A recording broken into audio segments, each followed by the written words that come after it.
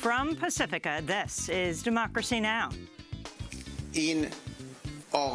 This man, Donald Trump, in America, who today wants to sympathize with our people, has forgotten that just a few months ago he labeled the Iranian nation a terrorist nation.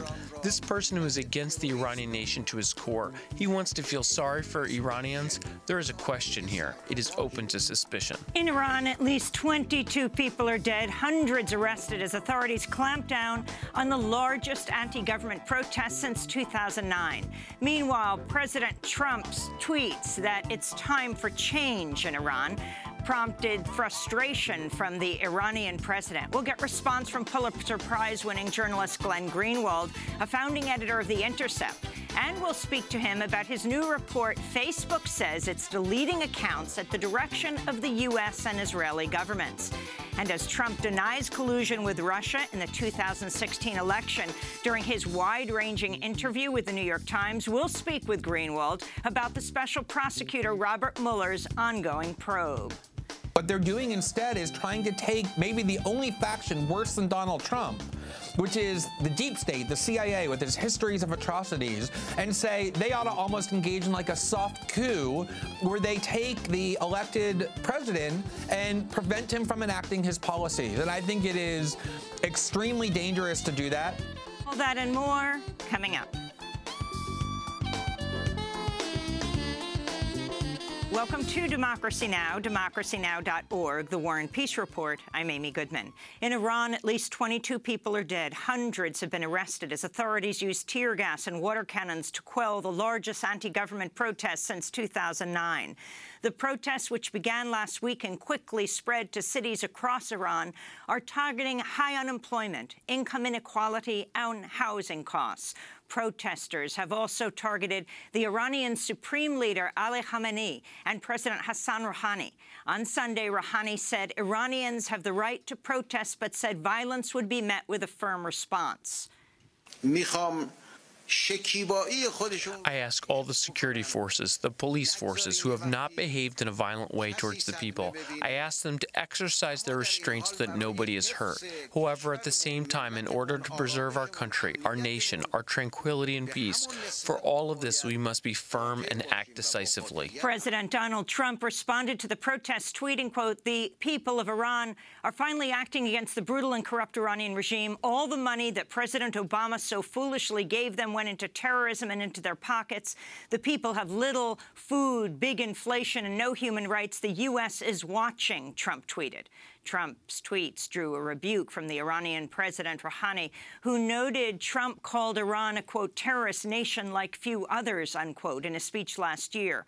President Trump rang in the new year with his son Barron and First Lady Melania at Trump's Mar-a-Lago golf resort in Florida, where club members paid $600 apiece for a chance to join the president for a dinner gala. Speaking briefly to reporters outside the party, Trump boasted about Republican tax cuts for the wealthy and opening up ANWR, the Arctic National Wildlife Refuge, to oil and gas drilling. We're off to a very good start, as you know, with the great tax cuts and ANWR and getting rid of the individual mandate, which was very, very unpopular, as you know. But we are going to have a tremendous year. Meanwhile, Pakistan summoned U.S. Ambassador David Hale Monday to explain President Trump's first tweet of the new year. Early Monday, Trump tweeted, quote, "The United States has foolishly given Pakistan more than $33 billion in aid over the last 15 years, and they've given us nothing but lies and deceit, thinking of our leaders as fools. They give safe haven to the terrorists we hurt in Afghanistan with little help. No more," he tweeted. North Korean leader Kim Jong-un declared his nation a fully fledged nuclear power Monday, saying in a televised New Year's Day speech he's prepared to launch a nuclear attack against his enemies, including South Korea, Japan, or the United States. The entire United States is within range of our nuclear weapons, and a nuclear button is always on my desk. This is reality, not a threat. Kim said North Korea would now focus on mass-producing nuclear warheads and ballistic missiles for operational deployment. Meanwhile, Kim made an apparent peace overture towards South Korea, saying he might send a delegation to next month's Winter Olympics in Pyeongchang. South Korean President Moon Jae-in welcomed the gesture, saying he's asked North Korea to open high-level talks next Tuesday to discuss the Olympics and North Korea's nuclear program. In the Democratic Republic of Congo, security forces have killed at least 7 people amidst protests over Joseph Kabila's refusal to step down as president. Among those attacked by police were Catholic protesters who were met with tear gas and concussion grenades as they marched through the capital, Kinshasa, following Sunday Mass. President Kabila's term expired in December 2016, and under Congo's constitution, he's ineligible to seek a third term. But Kabila has delayed a new election to pick his successor until December. This is Maman Louis, a protester in Kinshasa. We are tired. We have never had peace in this country. Nothing works. We don't eat well. President Kabila is still young, and he can leave his place to someone else and come back later if he wants. He has worked a lot already. It's enough. We don't want him. He should go and rest. On Sunday, Congolese authorities cut off Internet access and text messaging services in parts of the country in a bid to stifle dissent.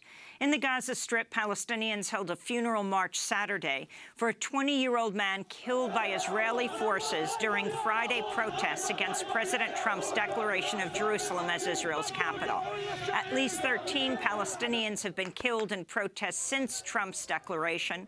Elsewhere, Israeli forces fired tear gas at Palestinians in West Bank cities, including Bethlehem, Jericho, and Ramallah, injuring at least 20 protesters. The protests came as Hamas fired 3 rockets into southern Israel, prompting Israeli tanks and a warplane to fire on southern Gaza. There were no reports of injuries in those exchanges. Meanwhile, an Israeli military court has indicted 16-year-old Palestinian Ahad Tamimi on 12 charges, including throwing stones and aggravated assault, after a viral video showed her slapping a soldier in the occupied West Bank. The incident came after Israeli troops shot Tamimi's 14-year-old brother in the head with a rubber-coated steel bullet and fired tear gas canisters into her family's home.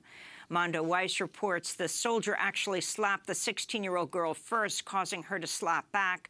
On Monday, Israeli prosecutors asked a military judge to keep Tamimi jailed while she awaits trial. In Afghanistan, a bomb blast ripped through a crowd of mourners in the eastern city of Jalalabad Sunday, killing at least 15 people, wounding more than a dozen others. There was no claim of responsibility for the attack, which targeted the funeral of a local government official. The attack follows last week's bombing of a Shiite cultural center in Kabul, which killed 41 people and injured dozens more. In Syria, government forces are continuing a massive bombing campaign on the rebel-held Damascus suburb of Ghouta. Video uploaded to social media on New Year's Day shows massive explosions ripping apart entire buildings in eastern Ghouta, which has been besieged by Syrian government forces since 2013. There are currently about 400,000 civilians in eastern Ghouta, where supplies of medicine, food, and water are dwindling. In Egypt, gunmen opened fire on worshippers at a Coptic Christian church in Cairo Friday, killing 11 people in an attack that was claimed by ISIS. Friday's assault was the latest on Egypt's Christian minority. It follows an attack on a Sufi mosque in Egypt's Sinai Peninsula in November that killed 305 people. In China, an estimated 10,000 people marched through the streets of Hong Kong Monday, protesting a crackdown on free speech and on the city's autonomy under the one country, two systems policy. The New Year's Day protests capped a year that saw Chinese authorities jail pro-democracy activists and oust elected officials. In Denver, Colorado, a gunman used a rifle to fire at least 100 rounds Saturday in an ambush-style attack at police who were responding to a domestic disturbance. The suspect, Iraq veteran Matthew Reel, shot and killed Sheriff Deputy Zachary Parrish and injured 4 other officers, as well as 2 civilians. The shooting occurred on the final day of a year that saw more than 300 mass shootings, including the deadliest in modern U.S. U.S. history in Las Vegas, which left 58 people dead, as well as the gunman, and more than 500 injured. In Hollywood, more than 1,000 prominent actresses, writers, directors have launched a project aimed at combating sexual abuse and harassment in the film industry. The Time's Up campaign follows on the heels of a torrent of allegations of rape, sexual assault, and harassment against powerful men that began with reports into sexual abuse by movie mogul Harvey Weinstein. The initiative seeks to raise $13 million for a legal defense fund to help working-class women bring sexual abuse charges. It also seeks to bring gender parity to Hollywood studios and talent agencies while penalizing companies that tolerate persistent harassment. The campaign also seeks to end the use of non-disclosure agreements that silence victims. Among those participating are director Ava DuVernay, producer Kathleen Kennedy, and actors Natalie Portman, Reese Witherspoon, Cate Blanchett, Ava Longoria, and America Ferrero. ProPublica reports the Trump administration is working to add a question on citizenship to the 2020 census, a move that immigrants' rights groups say would suppress participation in the census by immigrants, altering how congressional districts are drawn, and cutting off federal dollars to areas with large immigrant populations. In a statement, Vanita Gupta, the president of the Leadership Conference on Civil and Human Rights, said, quote, "This request suggests that at least some of the administration are trying to jeopardize the accuracy of the 2020 census in every state and every community by deterring many people from responding, making the data collected in this crucial once-a-decade operation less accurate and useful for all of us." In California, sales of legal recreational marijuana began with the new year on Monday, as about 100 dispensaries opened their doors in major cities. Under state law, adults 21 and over can possess up to an ounce of marijuana and can grow up to 6 plants at home. Marijuana sales are now allowed along the entire West Coast, including Alaska. Under federal law, marijuana remains a prohibited Schedule I drug in the same category as heroin and LSD. And about 4.5 million U.S. workers will see a pay raise beginning this week after 18 states and 19 cities increased their minimum wages. The increases range from 35 extra cents per hour to an extra $1 per hour in Maine and Michigan. Most of the increases came about as part of voter-backed ballot measures or new state laws. And those are some of the headlines. This is Democracy Now!, democracynow.org, The War and Peace Report. I'm Amy Goodman. And I'm Juan Gonzalez. Welcome to all of our listeners and viewers around the country and around the world. Today, we spend the hour with Pulitzer Prize-winning journalist Glenn Greenwald as we look back at some of the major stories of 2017 and we look ahead to 2018. We begin with President Trump's foreign policy and Iran, where at least 22 people are dead and hundreds have been arrested as authorities used tear gas and water cannons to quell the largest anti-government protest since 2009. The protests, which began last week and quickly spread to cities across Iran, are targeting the country's high unemployment, income inequality, and housing costs. Protesters have also railed against Iranian Supreme Leader Ali Khamenei and President Hassan Rouhani. On Sunday, Rouhani said Iranians have the right to protest, but said violence would be met with a firm response. I ask all the security forces, the police forces, who have not behaved in a violent way towards the people. I ask them to exercise their restraints so that nobody is hurt. However, at the same time, in order to preserve our country, our nation, our tranquility and peace, for all of this, we must be firm and act decisively. President Donald Trump responded to the protests Monday in one of his first tweets of the new year, writing, quote, "Iran is failing at every level, despite the terrible deal made with them by the Obama administration. The great Iranian people have been repressed for many years. They're hungry for food and for freedom. Along with human rights, the wealth of Iran is being looted. Time for change," Trump tweeted. Meanwhile, the Iranian President Rouhani rebuffed President Trump's comments. This man, Donald Trump, in America, who today wants to sympathize with our people, has forgotten that just a few months ago he labeled the Iranian nation a terrorist nation. This person who is against the Iranian nation to his core, he wants to feel sorry for Iranians. There is a question here. It is open to suspicion.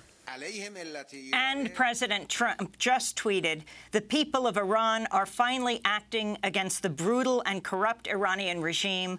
All of the money that President Obama so foolishly gave them went into terrorism and into their pockets. The people have little food, big inflation, and no human rights. The U.S. is watching," Trump tweeted just a few minutes ago. Well, for more, we're joined from Rio de Janeiro, Brazil, by Glenn Greenwald, Pulitzer Prize-winning journalist and one of the founding editors of The Intercept. Glenn, first of all, Happy New Year. I hope the news for you this year is good, at least better. Can you respond first to what is happening now in Iran, this outbreak of protests that surprised clearly not only the Iranian leadership when it began at the end of last week, but people all over the world? So Iran is an extremely sophisticated and complex country of 80 million people. And I think that when it comes to analyzing exactly what's driving the protest in Iran, we ought to defer to Iranians, people who are steeped in Iran civil society, and ought to avoid the sort of overnight experts who tend to pop up in the West and opine on these matters from afar without much knowledge. Even within the commentary of Iranians, you see conflicting accounts about whether the primary impetus is economic deprivation or agitation for greater political rights, whether it's demands that the government reform, or whether it's an actual desire to change the government. So I think really all we can say from afar is that protesting one's own government without being shot in the street or arrested is a universal human right, and we ought to have solidarity with people who are agitating to make their government better. But what I do think we can and have to comment on is the posture of the United States government and Western governments in terms of foreign policy and how they're responding to the events in Tehran. That I think we can comment on meaningfully and should.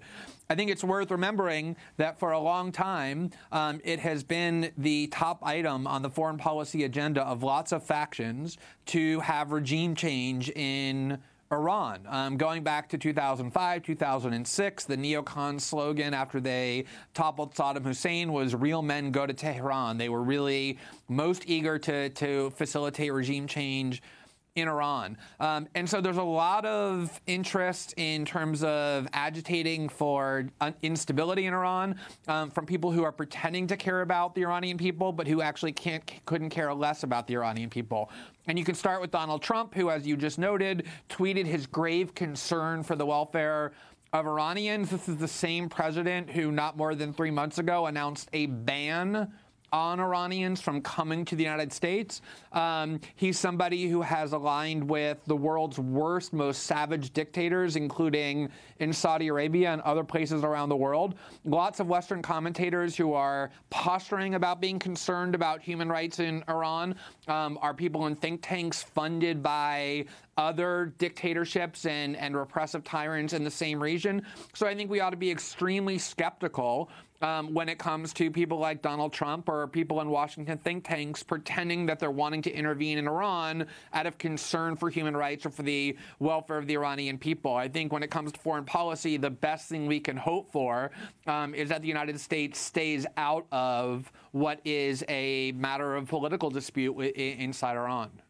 Well, Glenn, and you mentioned Saudi Arabia. It's not just Saudi Arabia, but we look at Egypt or the Philippines, all countries for which Trump has had praise for the dictators and the authoritarian leaders of these countries, and now to suddenly at lightning speed come up with the comments about the rights of the Iranian people to rise up against their leaders it shouldn't be surprising for Trump, but certainly gives food for thought for anyone who thinks that this administration has any concerns about human rights. Yeah, I mean, first of all, the centerpiece of U.S. foreign policy, really in the wake of World War II, through the Cold War and then even with the fall of the Soviet Union has been to align with and to embrace and to support dictators, tyrants, and repressive regimes as long as they serve the interests of the United States. So anybody in their right mind who ever takes seriously pronouncements from official Washington that they're motivated by anger over repression or a defense of the political rights of people in other countries is incredibly naive at best, to put that generously. Just this week, Juan, there was an amazing leak that Politico published, which was a State Department memo written to Secretary of State Rex Tillerson that explicitly said what has been long obvious, but usually isn't put into words so clear, that human rights is not actually something the U.S. government believes in. It is a cudgel that it uses to undermine and bash countries that don't serve its interests. They use denunciations of human rights abuses to undermine and weaken governments that are contrary to their agenda, like in Iran, while at the same time, this memo said, this isn't me saying this is the State Department memo saying they overlook and even sanction repressive behavior on the part of their allies. And it goes beyond the Trump administration. I mean, if you look at how official Washington works in terms of, say, the leading think tanks in Washington, the Brookings Institution, for example, which has become incredibly popular among liberals in the Trump era, is funded with tens of millions of dollars by the government of Qatar, one of the most repressive regimes on the planet. The Center for American Progress, which is probably the leading Democratic Party think tank in the United States, is funded, and one of their biggest funders is the government of the United Arab Emirates. So when you hear people like that, or people in the Trump administration who have aligned themselves with the world's most savage dictators for decades, who are funded by tyrants, pretend that what they're motivated by is a desire to liberate people from oppression, you should instantly know that there are other agendas going on. And the reason that matters so much is because it's not just, oh, we're exposing hypocrisy or deceit. It's because what someone's motives are when they intervene in the affairs of other countries determines the outcome. Look at what happened in Libya, where people like Anne-Marie Slaughter and Hillary Clinton and John Kerry pretended to be motivated by the interest of the Libyan people. Once Gaddafi was killed and was removed from office, which was what the real goal was, everybody forgot about Libya, allowed Libya to fall into utter chaos, militia rule, the slave trade has returned there, ISIS is reigning, because when you don't actually care about the interest of the people of the country you're intervening in, you're only pretending to as the pretext for it, it really alters the outcome in ways that are never desirable. And finally, the significance of what's happening in Iran for protests around the world, the message that it's sending, something that President Trump might not be as interested in, and what it means for the nuclear deal, the Iran nuclear deal that Trump is trying to pull out of. Right. So I think that one of the interesting aspects of this kind of cynical and manipulative behavior when it comes to pretending to side with protesters, when in reality the agenda is much different, is that it can actually, in a very unintended way, spark protests and the right of rebellion elsewhere. And that's why I said at the start, although we shouldn't opine on the internal affairs of Iran from a distance because it's too complicated and kind of opaque for us to really meaningfully do that. What we can and should do is affirm the right of people everywhere to protest against their government without being imprisoned, without being detained, without being shot at with tear gas canisters, and without being killed, all of which is happening in Iran. And so when Donald Trump, even as manipulative as it is, upholds this value, I do think it can spark protest and this kind of ethos of reform and rebellion and people going out onto the streets and demanding government treatment far beyond what he might intend. Here in the United States, of course, there has been probably the most robust protest against the Trump administration that we've seen in the United States in probably a few decades. He doesn't seem to like protests very much in the United States. His Justice Department is prosecuting protesters. But I do think that when you see things like what's going on in Iran, really poor people without any political rights in the street standing up against a repressive government, it can inspire people around the world to do the same. Glenn Greenwald, we're going to break, and when we come back, well, we are going to have a wide-ranging discussion, but we want to begin with your latest piece. Facebook says it's deleting accounts at the direction of the U.S. and Israeli governments. We're speaking with the Pulitzer Prize-winning journalist, one of the founding editors of The Intercept, Glenn Greenwald. He's joining us from Rio de Janeiro, Brazil. Stay with us.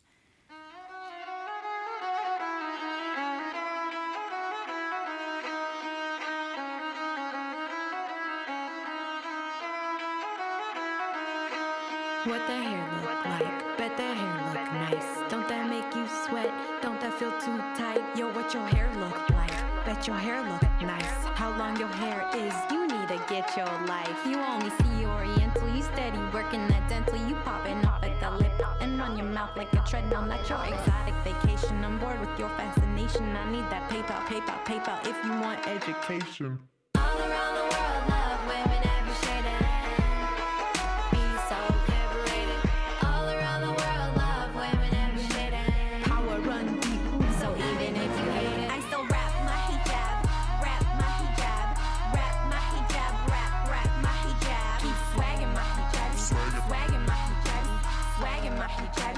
swagging my hijabi. Me and my hijabi ladies, we was born in the 80s, so pretty like the Euphrates and party like some Kuwaitis, deeper than some diplomas, current like some hot yoga, taking back the misnomers and teleporting through trauma, teleporting through Hijabi, Wrap My Hijab by Mona Haider here on Democracy Now! I'm Amy Goodman with Juan Gonzalez. Well, we're spending the hour with Glenn Greenwald. His new report for The Intercept is about Facebook censorship. It's titled, Facebook Says It Is Deleting Accounts at the Direction of the U.S. and Israeli Governments. In it, he writes that Facebook representatives met with the Israeli government to determine which Facebook accounts of Palestinians should be deleted on the grounds that they constituted, quote, incitement.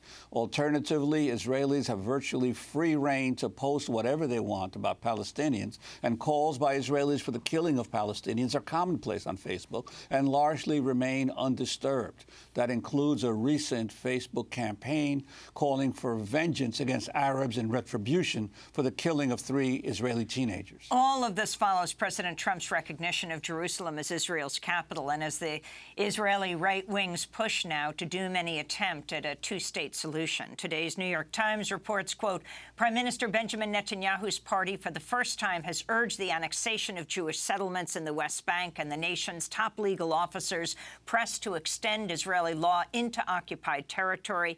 In addition, the Israeli parliament, after a late-night debate, voted early Tuesday to enact stiff new obstacles to any potential land for peace deal involving Jerusalem. Again, that's in the New York Times today. Well, for more, we continue our conversation with Glenn Greenwald, the Pulitzer Prize-winning journalist and founding editor of The Intercept. So your piece's headline, Facebook says it's deleting accounts at the direction of the U.S. and Israeli governments. Can you explain exactly which accounts are being deleted and how you found this out? Sure. So within the last week, Facebook deleted the Facebook account and the Instagram account. Facebook is the owner of Instagram, of the president of the Chechen Republic, Ramzan Kadyrov, who is a pretty monstrous tyrant. I don't think there's much doubt about that. There are very credible reports that he's at least acquiescing to, if not presiding over, the mass detention and torture, and in some cases killing of LGBTs within his republic. He has killed and kidnapped and tortured political dissidents. He basically has free reign over the republic, although he ultimately reports to Moscow, but he has essentially autonomy over how to run the Chechen Republic. He's an awful tyrant. There's no doubt about that. So when Facebook decided suddenly to delete the accounts of the head of the state, who had a total of 4 million followers, they didn't say the reason we're doing it is because he's an awful tyrant who has done all the things I just said. What they said was the reason we did it is because he was placed on a list that the United States government State Department manages and the Treasury Department manages, in which he is now the target of sanctions, which means that under the law, we, Facebook, are obligated to obey the dictates of the United States government and no longer allow him to use our services. Now, this rationale is sort of dubious. There are other people who are on the same list, like the president of Venezuela, Nicolas Maduro, and many of his top officials who continue to use Facebook quite actively. But what the rationale actually means, if you think about it, is that the U.S. government, according to Facebook, now has the power to dictate to Facebook who it is who's allowed to use that platform to communicate with the world and who will be blocked and who will be banned. And, you know, you can take the position on the one hand that Facebook is a private company and it has the right to determine who uses its platform, which is true. The First Amendment technically doesn't apply to Facebook. But Silicon Valley giants have become so powerful and massive, I would say in particular Google, Facebook, and Apple, that they're really much more akin now to public utilities, to almost their own private nation states than they are to just average corporations that have competition and the like. So that the power to eliminate somebody from Facebook is almost the power to eliminate them from the internet. And to hear Facebook say it's the U.S. government, the Trump administration, that has the power to tell us who will use Facebook and who can't is extremely chilling, especially since already last year they proved that they were willing to do the same thing when it came to the Israeli government. As you just mentioned, Amy, there's an article in the New York Times today detailing that the Israeli right, which basically is the dominant faction in Israel, is finally being open about the fact that their real goal is not a two-state solution or a peace process, but is the annexation of the West Bank. And these politicians who are now openly advocating this are the same ones who summoned Facebook executives in October of last year to a meeting and directed them to delete the accounts of a huge number of Palestinian activists, journalists, commentators, and Facebook obeyed in almost every one of the cases, even though, as you indicated, Israelis remain free to say the most heinous and awful things about Palestinians, including an incitement. So you see Facebook now collaborating with the most powerful governments on the planet, the Israelis and the Americans in particular, to determine who's allowed to speak and who isn't, and what messages are allowed to be conveyed and which ones aren't. And it's hard to think of anything more threatening or menacing to internet freedom and the promise of what the internet was supposed to be than behavior like this. And Glenn, is there any indication of the people, the Palestinians who were targeted by the Israeli government, that any of them were under U.S. sanctions? There was any reason for the United States to support this, or was this basically an Israeli government Facebook conflict where the Israeli government insisted if Facebook wanted to continue operating within Israel and the occupied territories, that it would have to do this?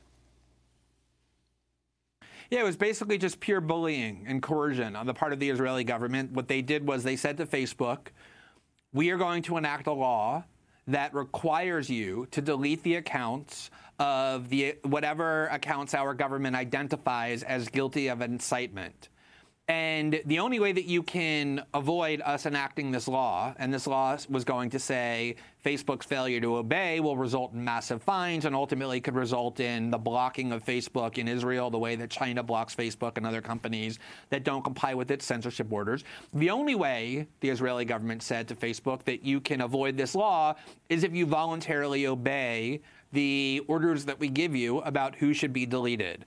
And Facebook, whether because they were driven by business interests of not wanting to lose the Israeli market, or ideology that they support the Israeli viewpoint of the world, whichever one of those motives might be driving them, or whatever mixture of motives, complied with the Israeli demands. And I think this is really the critical point that I hope everybody listening thinks about, is there is this growing movement now on the left in Europe and in the United States to support censorship as a solution to this kind of growing far-right movement. Well, let's just ask and plead with Silicon Valley executives to keep fascists offline, or let's hope our government will not allow fascists to speak.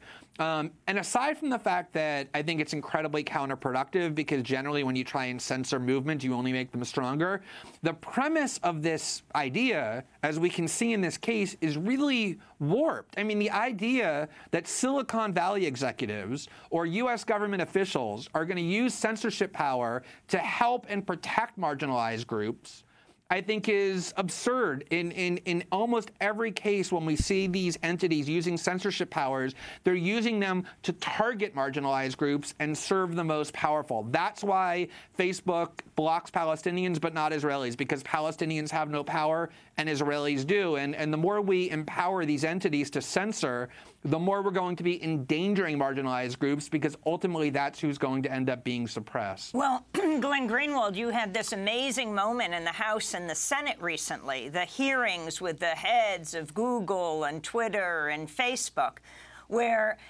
you had this demand on the part of the Republicans and the Democrats for censorship. The Democrats using the pretext of Russia, saying, why didn't you delete these accounts?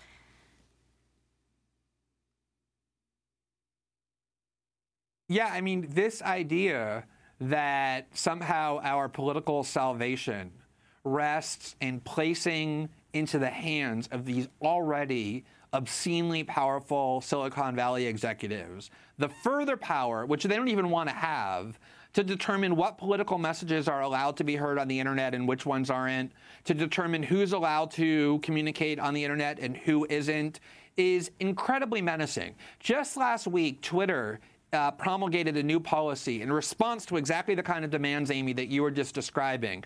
And this is their policy. They said, you are no longer allowed to use Twitter to advocate or incite violence, except if you want the violence to be done by governments or military. So you're allowed to go on Twitter now and say, I demand that the U.S. government nuke North Korea out of existence. You're allowed to go on Twitter and say, I want the Israeli government to incinerate every person in Gaza. But what you're not allowed to do is to go on Twitter and say, as a Muslim, I believe that it's the responsibility of Muslims to fight back against aggression. Or as a North Korean, I want to be able to defend against imperialism. So under the guise of begging Silicon Valley to save us from bad political speech, what has actually happened is that the most powerful factions are empowered to say whatever they want, and the least powerful factions are the ones who end up censored. And that's always, no matter how well-intentioned it is, the result of these kind of calls for censorship. And in the end of your piece, you talk about, would Facebook ever dare censor American politicians or journalists who use social media to call for violence against America's enemies? Answer that question, Glenn Greenwald.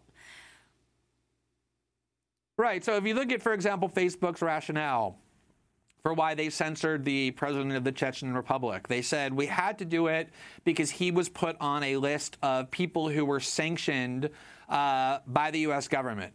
Well, just last month, the Iranian government issued a list of sanctions that included a whole bunch of Canadian officials. The Russian government has issued lists of people who are sanctioned that includes U.S. business people and U.S. officials as well.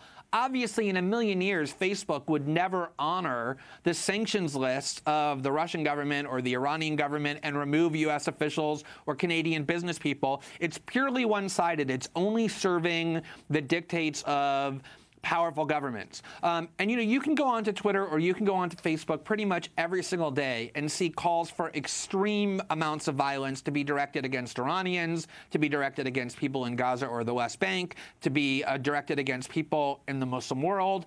And obviously, Facebook and Twitter are never going to remove that kind of incitement to violence because that's consistent with the policy of Western governments. The only people who are going to be removed are people who are otherwise voiceless, who are opposed to Western foreign policy, and that's why it's so ill-advised, so dangerous, no matter how well-intentioned, to call for Silicon Valley executives or the U.S. government to start censoring and regulating the kind of political speech we can hear and can express. Glenn, I wanted to turn to a topic that you've written quite a bit about, the ongoing Mueller investigation over possible collusion between the Trump administration and Russia in attempting to influence the 2016 election. And you've been especially critical of how the corporate and commercial media have dealt with this issue, especially the now debunked supposed expose that CNN issued several months ago about an email that seemed to prove that that collusion. Could you talk about that and how you're seeing this as we're heading into 2018 and the continued development of the Mueller investigation?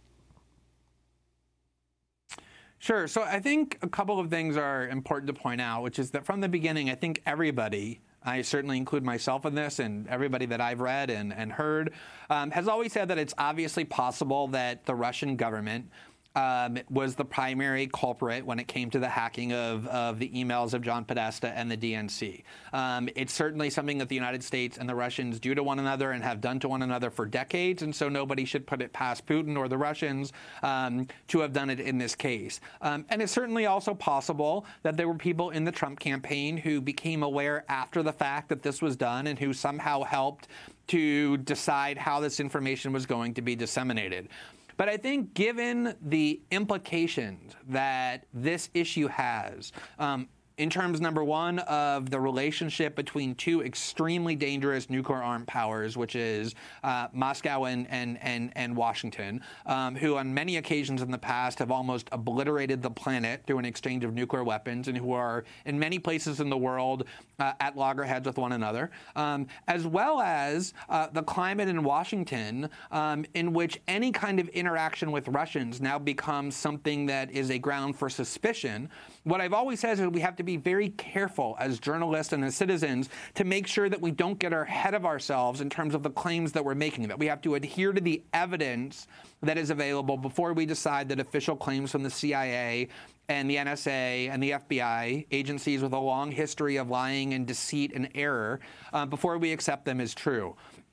And one of the things that we've seen over the past year or year and a half is large media outlets, in case after case after case after case, acting very recklessly, publishing stories that turned out to be completely false, that needed to be retracted, that got discredited, which is the thing that then enables Donald Trump to try and encourage people not to trust the media. So no matter your views on Russia, and I think it's really dangerous that U.S. and Russian relations are probably at their worst point as they've been since the fall of the Soviet Union, something that nobody should think is a good thing, despite all the claims that Trump was going to serve the interest of the Russians. The reality is the two countries are at great tensions. No matter your views on that, I think that we all have an interest in making sure that our political discourse and that our media reports are grounded in reality and fact.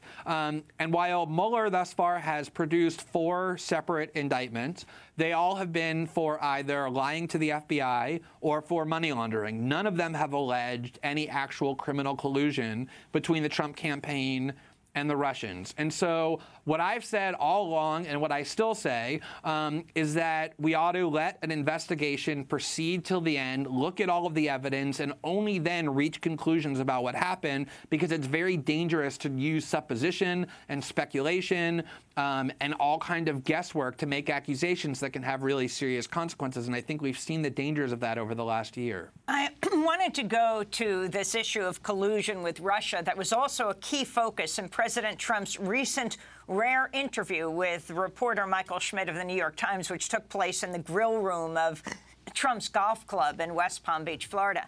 Near the beginning of the interview, Trump launched into a discussion about Russian collusion. The Times quotes Trump as saying, quote, virtually every Democrat has said there's no collusion, there's no collusion. And even these committees that have been set up, if you look at what's going on, and in fact what it's done is it's really angered the base and made the base stronger. My base is stronger than it's ever been. Great congressmen, in particular, some of the congressmen have been unbelievable in pointing out what a witch hunt the whole thing is. So I think it's been proven that there is no collusion. And by the way, I didn't deal with Russia. I won because I was a better candidate by a lot.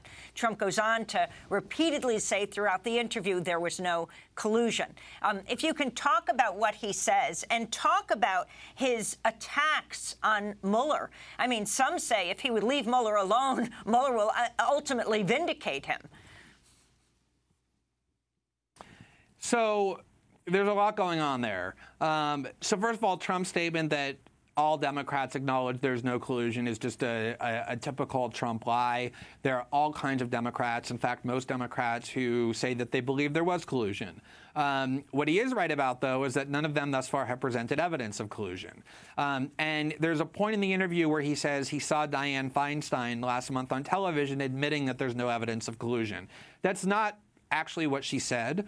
But it is really instructive to go and watch Dianne Feinstein, who is the senior Democrat on the Intelligence Committee, who gets regular briefings from the CIA about the evidence. She did go on CNN last month and was asked a series of questions about whether she's seen evidence, about a whole variety of theories of collusion, and she essentially said, no, I've never seen any of that evidence. She went on CNN in May and explicitly said after a CIA briefing that she's not aware of any evidence of actual collusion between the Trump campaign and the Russians. Now, you have in this interview Trump doing what he does, which is constantly lying about what Democrats have said, about the nature of the investigation. I think his attacks on Mueller are incredibly stupid for the reason that you said, although hopefully Mueller, if he's the professional that everyone says he is, won't be affected by those attacks. He'll simply follow the evidence. But I think what's really going on here, Amy, is this, and this is such an important point. If you look at how our political media works, the part of the political media that is partisan, the way that the right-wing media really grew was during the Clinton years, when people like Rush Limbaugh and the Drudge Report and ultimately Fox News fed on scandal after scandal after scandal of Whitewater and Vince Foster, and then ultimately the Ken Starr investigation. And then you had the Fox News growing even more during the Obama years with all kinds of fake scandals. And what you see now is large parts of the media, MSNBC and lots of liberal websites, growing exponentially by constantly not talking about Trump's dangerous foreign policy or his rollback of regulations or his ignoring of climate, the things that actually matter, but this obsession on the Russia scandal.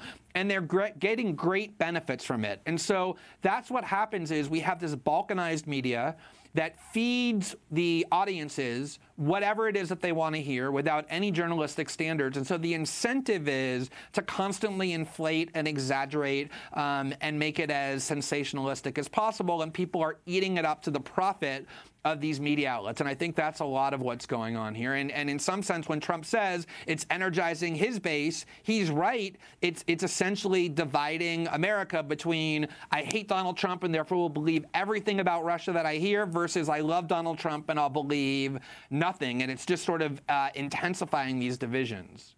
We're going to break and then come back to our discussion with Glenn Greenwald, Pulitzer Prize-winning journalist, one of the founding editors of The Intercept. This is Democracy Now! We'll be back with him in a minute. No one knows me like the piano in my mother's home.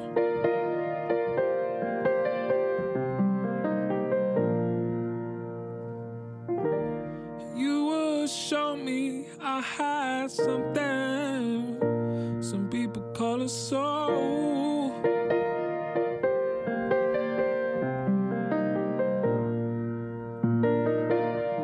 And you dropped out the sky, oh, you were right when I was 3 years old.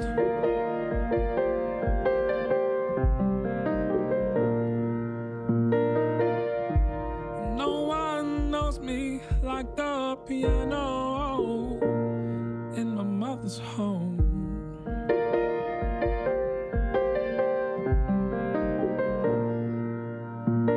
You know I left, I flew the nest. You know I won't be lost. No One Knows Me Like the Piano by Sampha here on Democracy Now!, democracynow.org, The War and Peace Report. I'm Amy Goodman with Juan Gonzalez. Well, early this month, 3 major U.S. news outlets all promoted a story alleging that WikiLeaks had secretly offered the Trump campaign special access to the Democratic National Committee emails before they were published. The report suggested the correspondence proved collusion between the Trump family and Russia, since the U.S. intelligence community regards WikiLeaks as an arm of Russian intelligence. It turns out the information was false. So we continue our conversation with Glenn Greenwald, the Pulitzer Prize-winning journalist who writes about this and many other issues. Can you set the record straight, Glenn? You commented on Twitter shortly after this report saying, quote, Slate notes that because CNN and MSNBC completely refused refuse to provide even the most minimal transparency about how they got their big story so wrong, we still don't know the answer to the key question and probably never will, since they're burying it. So, Glenn, talk about what this story was, how it was reported, the sense people are left with who are just fleetingly covering these things, following these things. So I think so I think it's worth remembering how dramatized CNN presented this story as being. They really did present it as kind of this smoking gun that would bring down the Trump presidency and once and for all prove collusion. And then shortly after, both MSNBC and CBS said that they confirmed the story independently and were on air for hours doing the same thing. It was by far the biggest story of the day, being pointed to as evidence that Trump actually did collude with the Russians through WikiLeaks, because what CNN said was that there was an email sent from an unknown person to Donald Trump and Donald Trump Jr. offering them access to the WikiLeaks archive, to the archive of emails that WikiLeaks didn't publish but had pointed to before WikiLeaks actually made them public, suggesting that the Trump campaign was given special early access to this archive of emails that had been hacked, and thus proving collusion. And as it turned out, the entire report was false. It was false because it was based on the inaccurate date of this email. The email that was sent to Donald Trump offering this access was not sent before these emails are public. It was sent by some member of the public after the emails are public. It was just some guy saying, hey, you should look at these emails that everybody in the world is already aware of. So the whole story completely collapsed. Now, all journalists make mistakes. You guys have made mistakes. I've made mistakes as a journalist. And what you do when you make a mistake, and the bigger the mistake, the more this is true, is you have to explain to the public how it is that you got wrong, what you got wrong, what went wrong in your process. Did somebody mislead you? Did you make a mistake in your analysis? And so what CNN said was that they had multiple sources who told them about this email and who characterized it in this way, that this email took place and was sent before these emails were public. And as it turned out, that was wrong. So the question that arose is an obvious question. It's a really important question, which is, it's plausible that one person could look at this email and just misread the date. The date that they said it was September 4th. It was really September 14th. You can see one person misreading a date. But CNN said multiple sources gave them the date of September 4th. Then MSNBC and CBS said the same thing. How did multiple sources all get this wrong? How did they all get the date wrong in exactly the same way for exactly the same purpose? So CNN and CBS and MSNBC were forced to admit their story was false because the Washington Post got a hold of the email and showed that it was false. But what they refused to do is what journalists demand every day that other people do, that other companies and corporations do, that government officials do, which is provide transparency about their mistakes. To this date, CNN refuses to say who these sources were who gave them the wrong date, how it is that they all got the date wrong innocently in good faith. Was it a deliberate attempt to deceive the public? And that's what erodes trust in media outlets, which is when they clam up and hide behind corporate and lawyer statements and refuse to provide basic transparency about their own behavior, how do they then have credibility to turn around and demand transparency from government institutions and officials or from corporations when they refuse to provide it themselves? And to me, to date, that is the most disturbing part of this story, is that it's not just a huge mistake. It's not just a huge mistake that's been one in a long series of similar mistakes, all geared toward the same political agenda, which is to inflate the Trump-Russia story. It's their refusal to explain what happened, how they made such a monumental mistake, and whether they were deliberately misled or whether it was some kind of bizarre coincidental accident that multiple people all made at the same time. Glenn, I wanted to ask you about something else, an article that you wrote about in September. It was shortly after Sean Spicer's having been ousted from the White House, gets an appearance at the Emmy Awards, and you talked about the the quickness by which disgraced people in previous administrations in Washington suddenly get rehabilitated, and especially you listed all of the Bush administration people, because somehow now the Bush administration, the former people in that administration are now being welcomed, and even on many of the liberal talk shows on commercial television. I mean, I think that if you were to go back and look at not just the Bush years, but also the Obama years, the person, the journalist or pundit or commentator who was probably the single most disgraced and discredited was the neoconservative editor-in-chief of the Weekly Standard, Bill Kristol. It wasn't just that he was this incredibly vocal advocate of the Iraq War. His sins and crimes extend way beyond that. He advocated for torture. He was one of the people who wanted to go and go to war with Iran and have regime change in Tehran. During the Obama years, he accused Justice Department lawyers who had represented Guantanamo detainees of being jihadist and called them the Al-Qaeda 7. I mean, he's one of the scummiest and least ethical smear artists in American politics over the course of 30 years, somebody who has constantly lied, defended the most atrocious policies, and suddenly last year, because he became a critic of Donald Trump, he's now welcomed on MSNBC almost on a daily basis, talked about as though he's some kind of person whose insights are to be valued, who's a person of high ethics.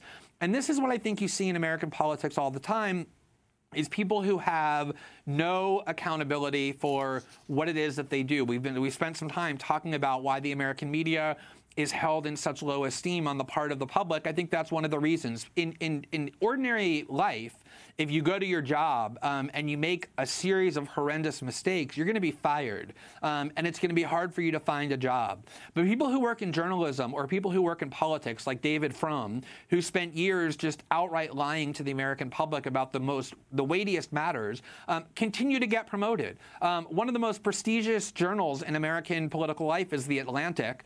And the editor-in-chief of The Atlantic is Jeffrey Goldberg, who in 2002 and 2003 was writing articles in The New Yorker saying that Saddam Hussein had a relationship with al-Qaeda and sort of laundering every horrible lie that the Bush administration was telling that sparked the Iraq War. And all these people do is continue to rise and get embraced and get rehabilitated because there's zero accountability. The more power you have, the more you are able to commit all kinds of grave sins and lies and crimes and continue to succeed. And it really ought to be the opposite. And I think in media, you see that probably more than anywhere else. And what's happening with Sean Spicer, as Juan started off that question?